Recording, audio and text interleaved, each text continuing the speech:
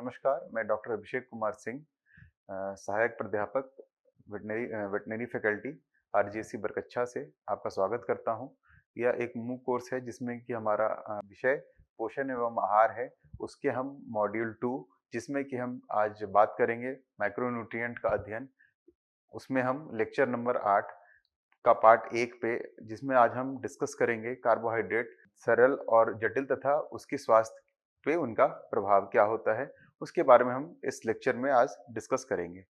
सबसे पहले हम ये जानते हैं कि कार्बोहाइड्रेट क्या होता है। कार्बोहाइड्रेट जो हमारी प्रकृति में सबसे अधिक पाया जाने वाला एक बायोमॉलिक्यूल है।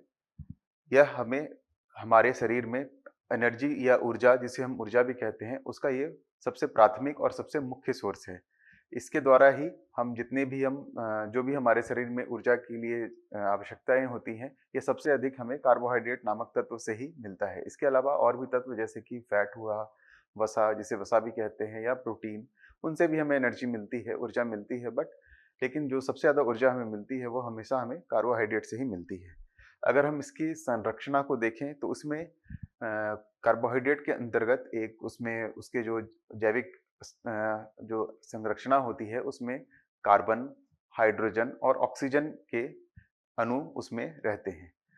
अगर हम इसकी परिभाषा को देखें तो अगर हम इसको परिभाषित करने जाएं कि कार्बोहाइड्रेट कहते किसे हैं, तो कार्बोहाइड्रेट हम उस बायोमॉलिक्यूल या जैवाणु को कहते हैं जिसमें कि एक से अधिक पॉलीहाइड्रोक्सिल ग्रुप उसके संरचना में लगे रहते हैं, उसके बंधनों में बंधे रहते हैं, तथा उसके साथ साथ उसमें बहुत सारे एल्डिहाइड और कीटोन जैसे ग्रुप भी लगे रहते हैं। और जब इसकी हाइड्रोलिसिस या इसका जब शरीर के अंदर पाचन प्रक्रिया के दौरान या चयापचय क्रिया के दौरान जब ये शरीर इसको अपने तरीके से यूज करना चाहता है, तो उस समय भी इनसे जो एल्डिहाइड और कीटोन ग्रुप जो इसमें लगे रहते हैं वो इससे टूट के निकल जाएं, तो इसे हम कार्बोहाइड्रेट कहते हैं। अब कार्बोहाइड्रेट का वर्गीकरण पे अगर हम जाएं तो कार्बोहाइड्रेट को हम अगर वर्गीकृत करते हैं तो उसका सबसे उसका मुख्य है वो है एक सिंपल शुगर या कॉम्प्लेक्स शुगर या जटिल शुगर। तो कॉम्प्लेक्स सिंपल शुगर में क्या होता है कि जो कार्बोहाइड्रेट के जो यूनिट रहते हैं, जो छोटे छोटे कण होते हैं, वो एक कण या दो कण एक साथ ही रहते हैं, उनमें ज्यादा जटिलता नहीं आती है। जैसे कि आप इस स्ट्रक्चर में देख सकते हैं कि यहाँ पर एक ही कण है हमारा, जिसमें कि कार्बन भी लगा हुआ है, एक ऑक्सीजन लगा हुआ है और एक हाइड्रोजन लगा हुआ है। वहीं जब हम कॉम्प्लेक्स कार्बोहाइड्रेट की तरफ जाते हैं तो वहाँ हम देखते हैं कि उसकी एक बहुत लंबी चेन है, जिसमें बहुत सारे छोटे-छोटे जो ये एक कार्बोहाइड्रेट के अणु हैं, वो छोटे-छोटे बहुत सारे उसमें बहुत सारे बंधनों से बंधे रहते हैं। तो इनको हम कॉम्प्लेक्स कार्बोहाइड्रेट कहते हैं। इनमें कई बार ये सीधे चेन में भी होते हैं, कई बार ये ब्रांच चेन में भी रहते हैं, बटे हुए चेनों में भी रहते हैं, और ये कई बार इसमें कॉम्प्लेक्स कार्बोहाइड्रेट्स या जटिल कार्बोहाइड्रेट्स में कई बार बहुत सारे अलग-अलग ग्रुप भी लगे रहते हैं। जैसे कि इसमें कभी प्रोटीन आके लग जाता है, कभी इसमें कभी इसमें लिपिड आ गया, वसा आके लग जाता है। तो ये ग्लाइकोप्रोटीन, ग्लाइकोलिपिड इस तरह के स्ट्रक्चर संरचना बना लेते हैं, जो कि हमारे शरीर में अलग-अलग उनका उपयोग होता है।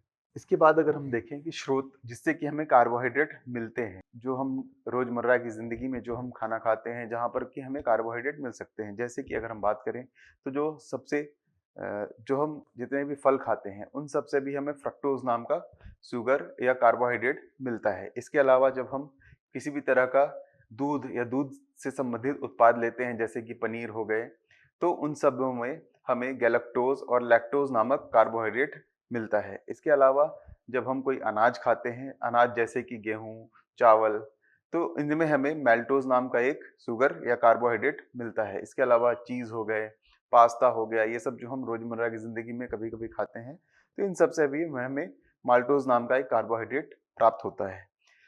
इसके अलावा जो हम चीनी खाते हैं, रोजमर्रा की जिंदगी में चीनी हमारा बहुत अभिन्न अंग है हमारे भोजन का। उसमें हमें सुक्रोज नामक एक कार्बोहाइड्रेट मिलता है, जिसके चलते जो चीनी होती है वह मीठी होती है। इसके अलावा जो हम मध खाते हैं, जिसके कि स्वास्थ्य पे बहुत ज्यादा अच्छे इसमें बहुत अच्छे गुण रहते हैं और ये स्वास्थ्य के लिए बहुत लाभकारी होता है। इन सब में सुक्रोज नामक कार्बोहाइड्रेट मिलता है। अगर हम कुछ उदाहरण की बात करें कि हमें कार्बोहाइड्रेट के लिए कुछ बहुत साधारण भाषा में, हम सरल भाषा में बात करें और हम अपनी रोजमर्रा के आसपास की भोजनमय चीज़ों में हम देखें तो हमें जितने भी डेयरी प्रोडक्ट्स हैं जैसे कि दूध, दही, आइसक्रीम, इन सब में भी हमें कार्बोहाइड्रेट प्रचुर मात्रा में मिल जाती है। इसके अलावा अगर हम फ्रूट्स की बात करें, फलों की बात करें, जैसे कि पपीता हो गए या फिर हमारे आम हो गए, इन सब में भी हमें कार्बोहाइड्रेट प्रचुर मात्रा में मिल जाती है। इसके अलावा अगर हम अनाज की बात करें तो जैसे कि हम रोटी खाते हैं, चावल खाते हैं, तो इन सब से भी हमें कार्बोहाइड्रेट प्रचुर मात्रा में मिल जाती है। अगर हम स्टार्च की बात करें, स्टार्च भी एक तरीके का कार्बोहाइड्रेट ही है और यह सबसे अधिक मक्के में पाया जाता है, आलू में पाया जाता है। तो इन सब का जब हम सेवन करते हैं तो हमें स्टार्च भी मिलता है, यह भी एक कार्बोहाइड्रेट का ही पार्ट है।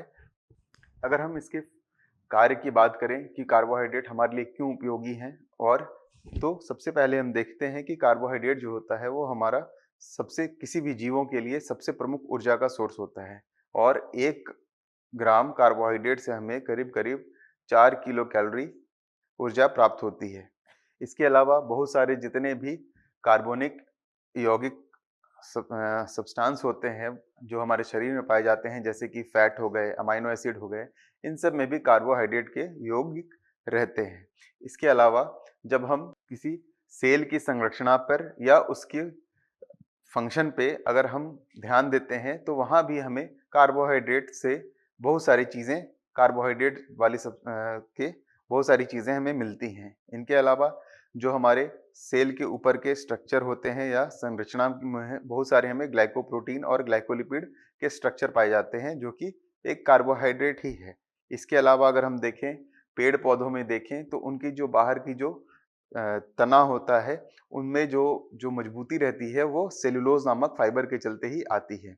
इसके अलावा जो हमारा जानवरों का या मानव शरीर है तो उसमें जितने भी ऊर्जा के स्रोत जो हमारे शरीर में पाए जाते हैं, जो कि हमारा शरीर उसको उत्तेजित करता है, वो ग्लाइकोजन के फॉर्म में करता है। इसके अलावा जो हमारे जितने भी हमारे डीएनए, आरएनए जो जिसकी कि हम बात करते हैं, जिसके थ्रू हम हमारा जो भी जेनेटिक मैटर जो भी हमारा होता है वो रेगुलेट होता है, तो उसमें भी राइबोज नाम का शुगर या कार्बोहाइड्रेट पाया जाता है। इसके अलावा अगर हम कोई भी घर में फर्नीचर बनाते हैं, कोई भी हम पेपर जो यूज़ करते हैं, जो हम डेली लिखने के लिए, पढ़ने के लिए, वह पेपर भी कार्बोहाइड्रेट सेलुलोज नामक कार्बोहाइड्रेट से बनाया जाता है। इसके अलावा बहुत सारे आयुर्वेदिक औषधियों में हम मध का प्रयोग करते हैं जो कि एक बहुत ही अच्छा कार्बोहाइड्रेट का सोर्स है। इसके अलावा कुछ ऐसे भी कार्बोहाइड्रेट होते हैं जो हम इंसान उसको पचा नहीं पाते, क्योंकि उनमें जो यौगिक चीज़ें होती हैं और जो उनका बंधन होता है वह ऐसा रहता है कि वह आसानी से हमारे पाचन तंत्र उसको पचा नहीं सकते। तो ये सब कार्बोहाइड्रेट भी ये हमारे छोटी आंतों को पार कर बड़ी आंतों में जाते हैं। वहाँ पर किण्वन की प्रक्रिया होती है और वहाँ से जितने भी हमारे जो बड़ी आंतों में पाए जाने वाले जो अच्छे कीटाणु हैं, उनकी ये संख्या को बढ़ाते हैं। इसके थ्रू इसके द्वारा ये हमारे आंतों के स्वास्थ्य को बढ़ाते हैं और उसके थ्रू हमारे पूरे शरीर का स्वास्थ्य बना रहता है। अगर हम उनके वर्गीकरण की बात करें तो 2 वर्ग में उनको ज़्यादा बाँटा जाता है, एक सिंपल शुगर और एक पॉलीसैकेराइड। तो जो सिंपल शुगर होते हैं उसमें मोनोसैकेराइड यूनिट होते हैं और ओलिगोसैकेराइड होते हैं। तो मोनोसैकेराइड वैसे कार्बोहाइड्रेट्स को कहा जाता है जिसमें 10 या 10 से कम जो कार्बोहाइड्रेट के यूनिट लगे रहते हैं, उनको हम मोनोसैकेराइड्स कहते हैं। जबकि ओलिगोसैकेराइड्स उसके बाद जितने 10 से ज़्यादा जितने भी अगर उसमें छोटे-छोटे कार्बोहाइड्रेट के योनी अगर लगे रहते हैं तो उनको हम ओलिगोसैकेराइड्स कहते हैं। इसके अलावा कुछ होते हैं पॉलीसैकेराइड्स। पॉलीसैकेराइड्स में ऐसे ऐसे कार्बोहाइड्रेट्स होते हैं जो कि मीठे नहीं होते हैं, इन्हें हम ग्लाइकेंस कहते हैं। इसमें भी पॉलीमर मोनोसैकेराइड्स के ही पॉलीमर होते हैं। इनको हम और 2 भागों में बाँट सकते हैं, जैसे कि होमोग्लाइकेंस या हेटेरोग्लाइकेंस। तो होमोग्लाइकेंस ऐसे कंपाउंड होते हैं जिसमें कि एक प्रकार के ही मोनोसैकेराइड्स की इकाइयाँ जुड़ी हुई रहती हैं, लेकिन हेटेरोपॉलीसैकेराइड्स ऐसे होते हैं जिनमें अलग-अलग तरह के मोनोसैकेराइड्स का ये मिश्रण होता है। इसको हम हेटेरोग्लाइकेंस कहते हैं। तो सिंपल शुगर और पॉलीसैकेराइड्स में यह अंतर होता है कि जो सिंपल शुगर होता है वह मीठा होता है, लेकिन जो पॉलीसैकेराइड होता है वो मीठा नहीं होता है।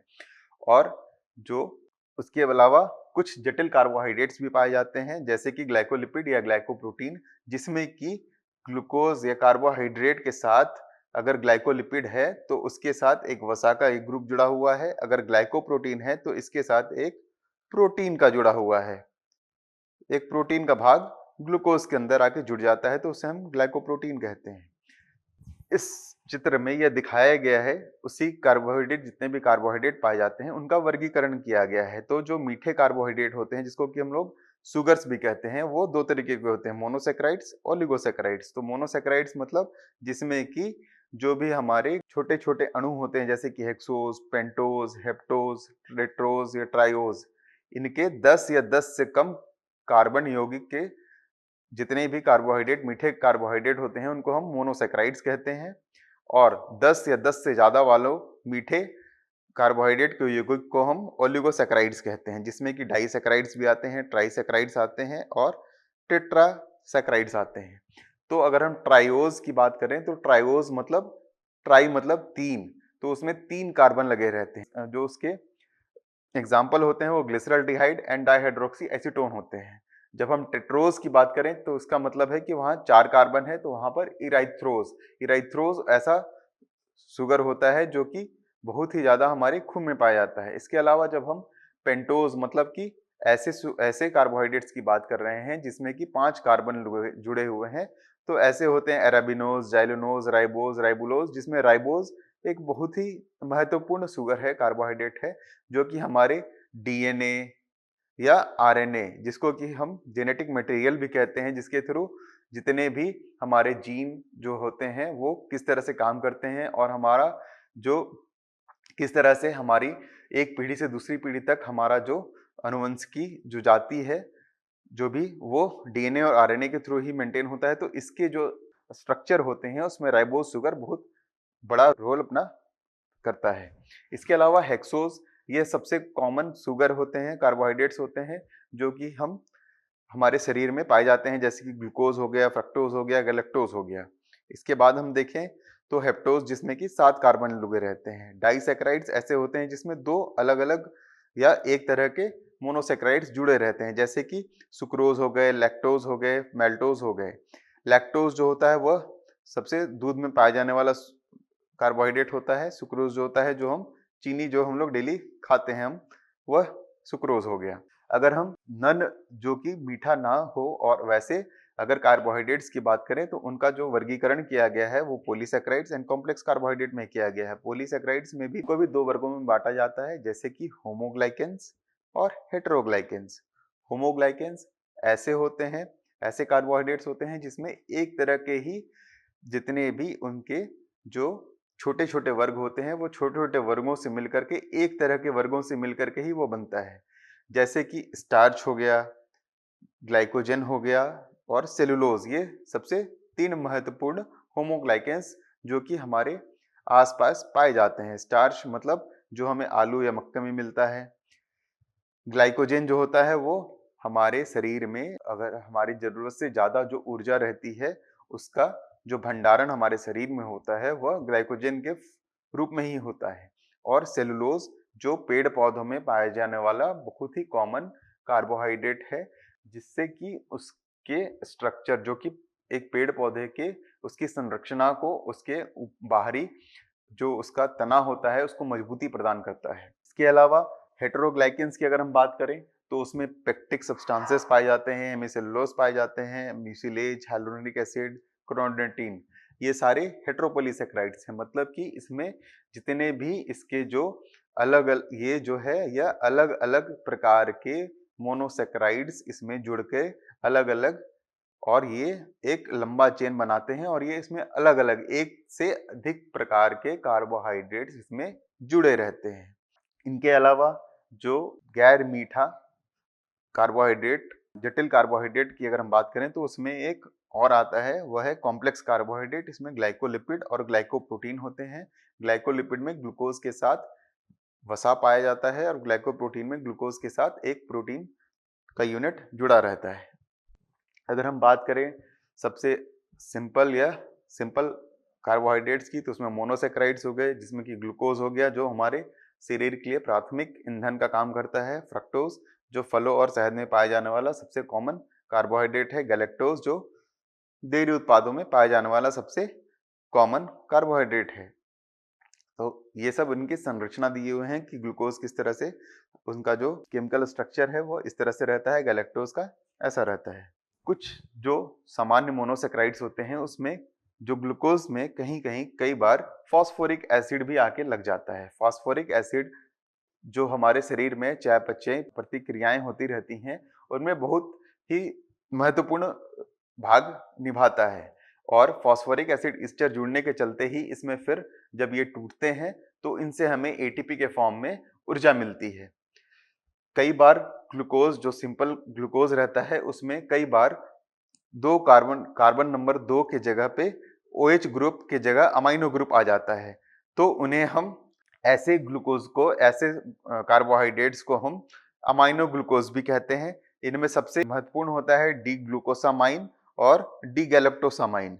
तो आप यहाँ देख सकते हैं कि यहाँ पर भी एक अमाइन ग्रुप आके लग चुका है जिसमें ग्लूकोसामाइन बन गया है, और एक गैलेक्टोज का जो शुगर है उसमें कार्बोहाइड्रेट है उसमें भी एक अमीन ग्रुप आके यहाँ पर गैलेक्टोसामाइन बना दिया है। तो ये जो ग्लूकोसामाइन होते हैं ये काइटिन का एक महत्वपूर्ण योग होता है, और डी ग्लूकोसामाइन जो कार्टिलेज, जो हमारे हड्डियों और मसल, जो मांसों के बीच में एक कार्टिलेज पाया जाता है जो दोनों को जोड़ कर रखता है, वो इसका एक अभिन्न अंग होता है डी गैलेक्टोसामाइन। कई बार क्या होता है कि एक हाइड्रोजन, जो एक हाइड्रोक्सिल ग्रुप जो रहते हैं पेंटोज शुगर में, वहां पर उसको एक हाइड्रोजन उसको रिप्लेस कर देता है, उसको प्रतिस्थापित कर देता है अपने जगह से, और वो डीएनए या आरएनए का स्ट्रक्चर बना लेता है। तो ऐसे कार्बोहाइड्रेट्स को हम डीऑक्सी शुगर्स भी कहते हैं। फिर बात करें हम डाइसेक्राइड्स को, तो उसमें आता है सुक्रोज, लैक्टोज, मैल्टोज। तो इसमें सुक्रोज की बात करें तो इसमें दो ग्लूकोज के यूनिट एक साथ जुड़े रहते हैं। लैक्टोज की बात करें तो उसमें जो दूध में पाया जाने वाला जो मीठा, जो दूध, इनके चलते लैक्टोज नामक कार्बोहाइड्रेट के चलते ही जो दूध हम पीते हैं वह मीठा होता है। तो इसमें जो लैक्टोज होती हैं, जब उसको हम, अगर उसको हम तोड़ें, अगर जब वो शरीर में जाकर के टूटता है तो ग्लूकोज और गैलेक्टोज इन दो से मिलकर के लैक्टोज बनता है। इसीलिए हम इसे डाइसेक्राइड्स कहते हैं, क्योंकि इसमें दो कार्बोहाइड्रेट के यूनिट जुड़े हुए हैं एक साथ। इसके बाद आता है माल्टोज, जो कि जो बहुत ही अधिक मात्रा में अनाजों में पाया जाने वाला कार्बोहाइड्रेट है। तो इसमें जब बात करें तो इसमें हमें 2 यूनिट ऑफ ग्लूकोज, जब ये टूटता है तो यह 2 यूनिट ऑफ ग्लूकोज से बना रहता है। बात करें हम पॉलीसेक्राइड्स की, तो पॉलीसेक्राइड जो होती हैं वो कार्बोहाइड्रेट अणुओं की लंबी श्रृंखलाएं होती हैं जो कई छोटे मोनोसेक्राइड से बनी रहती हैं। ये जटिल जैव मॉलिक्यूल्स पशु कोशिका में ऊर्जा के लिए एक महत्वपूर्ण स्रोत के रूप में कार्य करते हैं, और यह कई संरचनात्मक घटक भी बन जाते हैं। किस तरह के मोनोसेक्राइड्स इसमें जुड़े रहते हैं, इनके आधार पे हम इसे होमोपोलीसेक्राइड्स और हेटेरोपोलीसेक्राइड्स भी कहते हैं, जो पहले हमने बातचीत के दौरान उसके बारे में डिस्कस किया था। अगर हम होमोपोलीसेक्राइड्स की बात करें तो उसमें स्टार्च हो गए, डेक्सट्रिन हो गए, सेलुलोज हो गए, ग्लाइकोजेन हो गए, ये एक तरह के जो ग्लूकोज की यूनिट जिसमें रहते हैं। और जब हेटेरोपोलीसेक्राइड्स, जिसमें कि एक तरह से अधिक के ग्लूकोज के यूनिट रहते हैं, जैसे कि काइटोसन, अगार, म्यूसिलेज या नेचुरल गम्स। अगर हम इसकी कैरेक्टर्स की बात करें कि इसका स्वभाव कैसा रहता है, तो यह पॉलीसेक्राइड्स का, तो यह मीठा नहीं होता है, यह पानी में घुलनशील नहीं होता है, और इनका जो अनुमानिक भार होता है वह बाकी दूसरे कार्बोहाइड्रेट से ज्यादा रहता है। इसके अलावा ये इम्यूनोजेनिक नहीं होते हैं, मतलब ये हमारे लिए इम्यूनिटी नहीं दे पाते हैं। इसके अलावा इनमें जो होती हैं एंटी इन्फ्लामेटरी, मतलब किसी तरह का, अगर हमें किसी तरह का इन्फ्लामेशन हो रहा है, सूजन हो रही है कहीं, या एंटीऑक्सीडेंट मतलब ऑक्सीडेशन हमारे शरीर में हो रहा है, तो वह एंटीऑक्सीडेंट का काम करता है। इसके अलावा ये हमें, इसको हम बहुत आसानी से मॉडिफाई करके अलग अलग रूप में हम बना सकते हैं। जैसे कि जो कंद हमें मिलते हैं, कंद मूल, उनका हम आराम से उनको पीस के, सुखा के पाउडर बना करके हम उसको बहुत अपने खाने के दिन दो, हम जो डेली की डेली खाना खाते हैं उसमें हम एक दवाई के रूप में हम उसको यूज कर सकते हैं और उसको हम सुखा के एक प्रीबायोटिक के रूप में हम यूज कर सकते हैं, जो कि हमारे स्वास्थ्य को अन्य तरीकों से बहुत मदद करता है। अगर हम होमोपोलीसेकेराइड्स की बात करें तो होमोपोलीसेकेराइड्स में सेलुलोज आते हैं, स्टार्च में अमाइलोज एंड अमाइलोपेक्टिन होता है और ग्लाइकोजन आते हैं। तो सबसे पहले हम सेलुलोज को देखें। सेलुलोज में हमारा जो उसका जो सबसे छोटा यूनिट होता है, जो सबसे छोटा भाग होता है, वह ग्लूकोज होता है और यह बीटा बॉन्ड के थ्रू एक दूसरे से जुड़े रहते हैं। अगर हम ये देखें तो ये जो बीच में आ रहे हैं, ये हमेशा ये जो बंधन है यहाँ पर बीटा 1,4 ग्लाइकोसिडिक लिंकेज होता है। इसको हम बीटा 1,4, जैसे कि इस कार्बन ये ग्लूकोज के कार्बन नंबर 1 से और यहाँ इस दूसरे वाले ग्लूकोज के कार्बन नंबर 4 से ये जुड़ा रहता है, इसीलिए इसे हम बीटा, और यहाँ पर जो ये लिंकेज होता है, जो बंधन होता है उसे, वो बीटा ग्रुप का होता है, बीटा ग्लूकोज का होता है, इसीलिए हम इसके बीटा 1,4 ग्लाइकोसिडिक बॉन्ड कहते हैं, बंधन कहते हैं। और जो सेलुलोज, जो भी प्लांट में, जो भी पेड़ पौधों में पाया जाने वाला जो सेलुलोज होता है, वह बीटा 1,4 बंधन से बंधा रहता है। ग्लूकोज के छोटे छोटे पार्ट जो होते हैं वो बीटा 1,4 से बंधे रहते हैं, इसीलिए इनका जो शेप रहता है, जो इनका, वह इस तरह से रहता है कि यह बीटा 1,4 ग्लाइकोसिडिक लिंकेज से ये जुड़े हुए और इस तरह से ऊपर नीचे एक परत दर परत बना करके रहते हैं। इसके चलते जो पेड़ों पौधों में होती हैं वो उनको मजबूती प्रदान करता है। और यह जो बीटा 1,4 लिंकेज होता है, ये जो बीटा 1,4 लिंकेज है, इसे तोड़ने के लिए जितने भी मोनोगैस्ट्रिक एनिमल या इंसान होते हैं उनमें एंजाइम्स नहीं पाए जाते हैं हमारे शरीर में, जिसके चलते हम पेड़ पौधों को हम डायरेक्टली उसका डाइजेशन नहीं कर सकते हैं। इसके बाद आता है स्टार्च। स्टार्च में भी दो तरह के होते हैं स्टार्च, अमाइलोज और अमाइलोपेक्टिन। जो अमाइलोज होते हैं उसमें अल्फा 1,4 ग्लाइकोसिडिक लिंकेज होता है और इसमें जो होते हैं यह एक सीधा ग्रुप, यह एक सीधे बंधनों से बंधा रहता है। और अगर हम इसको माइक्रोस्कोप में देखें तो यह कुछ इस तरह से घुमा घुमा और सीधे बंधनों में दिखता है। वहीं अगर हम अमाइलोपेक्टिन की बात करें तो इसमें भी अल्फा ग्लूकोज रहता है, लेकिन इसमें जो बंधन होते हैं वो अल्फा 1,4 और अल्फा 1,6। अल्फा 1,4 का मतलब जो दो कार्बन जुड़े हुए हैं आपस में, इसका कार्बन 1 और इसका कार्बन नंबर 4, वो एक दूसरे से जुड़ा हुआ है। कई जगह इसमें ब्रांचिंग होती है, मतलब इसके बहुत सारे इस तरह से ब्रांच निकल जाते हैं, या सीधा ना होकर के कई बार इसमें मुड़ाव भी आ जाता है। तो कई बार ये मुड़ाव जो होता है इस कार्बन के कार्बन नंबर 1 और इस कार्बन के कार्बन नंबर 6 से जुड़ा रहता है, तो इसीलिए हम इसे 1,6 लिंकेज कहते हैं और 1,4 लिंकेज। तो इस तरह से अमाइलोपेक्टिन में 1,4 एंड 1,6 दोनों तरह के लिंकेज पाए जाते हैं। इसीलिए जब हम इसको माइक्रोस्कोप में देखेंगे तो इसका जो संरचना है वह कुछ इस तरह से दिखेगी, जिसमें इसमें बहुत सारे तने भी इसके निकले रहेंगे। एक लंबी धार के साथ साथ इसमें बहुत सारे तने भी कई जगह निकले रहते हैं, तो इसे अमाइलोपेक्टिन कहते हैं। तीसरा है ग्लाइकोजन, जो कि पशुओं में ज्यादा पाया जाता है या हम इंसानों में पाया जाता है। इसमें इसी रूप में जो भी हमारे शरीर में जो हमारी जरूरत से ज्यादा एनर्जी रहती है, ऊर्जा रहती है, वह ग्लाइकोजन के फॉर्म में हमारे शरीर में स्टोर कर ली जाती हैं। इसमें भी अल्फा ग्लूकोज जो होता है, इसके छोटे छोटे मोनोमर्स रहते हैं, मतलब छोटी छोटी इकाइयां जुड़ी रहती हैं। इनमें भी अल्फा 1,4 और अल्फा 1,6 का बंधन होता है और अल्फा बॉन्डिंग होने के चलते इसे हम आराम से तोड़ करके यूज कर सकते हैं। उसके बाद आता है इनुलिन। इनुलिन में जैसे कि चिकोरी के जड़ हो गए, जेरूसलम हो गए, इन सब, या केला हो गया, बीट जो प्याज हो गया, इन सब में भी इनुलिन, काइटिन और कीटोसन ये सब ज्यादा पाए जाते हैं। इस तरह के पॉलीसैकेराइड्स हमें ज्यादा मिलते हैं। फिर हम बात करें हेट्रोपॉलीसैकेराइड्स की, तो उसमें हो गए आपके हाइलोरेनिक एसिड, जिसमें कि जो मोनोसैकेराइड्स यूनिट होते हैं वो अलग अलग रूप में अलग अलग जुड़े रहते हैं। जैसे हमने होमोपॉलीसैकेराइड में देखा कि ग्लूकोज और ग्लूकोज ही जुड़े हुए हैं, लेकिन उसके बीच में बंधन अलग अलग हो रहा है। इसमें हम देखते हैं कि जैसे कि एक उसका उदाहरण है हाइलोरेनिक एसिड, तो इसमें हम देख रहे हैं कि एक डी ग्लूकुरोनिक एसिड और एक एन एसिटाइल ग्लूकोसामाइन, इस तरह से दो अलग अलग प्रकार के कार्बोहाइड्रेट जुड़ करके जो पॉलीसैकेराइड्स बना रहे हैं, और इनका ही इन दोनों ग्रुप का, जैसे कि डी ग्लूकुरोनिक एसिड और एन एसिटाइल ग्लूकोसामाइन, इनके संयोजक ही मल्टीपल रूप में, मतलब इनके बहुत सारे एक यूनिट एक साथ मिल करके हाइलुरोनिक एसिड बनाते हैं। वैसे ही हेपरिन, जैसे उसमें D glucuronic acid, L arachidonic acid, D glucosa N disulphide से बना रहता है, और यह एक एंटीकोगुलेंट जो कि हमारे ब्लड को क्लॉट होने से बचाता है, यह हमारे शरीर में पाया जाता है। अगर हम इनके स्रोत की बात करें तो पॉलीसेक्राइड्स हमें पेक्टिन में, स्टार्च में, सेलुलोज जो पेड़ों से पौधों से मिलता है वह है पेक्टिन, स्टार्च, सेलुलोज या गम्स। अगर हम उसके एनिमल सोर्स की बात करें तो हमें किटोसिन, हाइलुरोनिक एसिड, क्रोनिटिन सल्फेट, इन सब में पॉलीसेक्राइड्स मिलते हैं।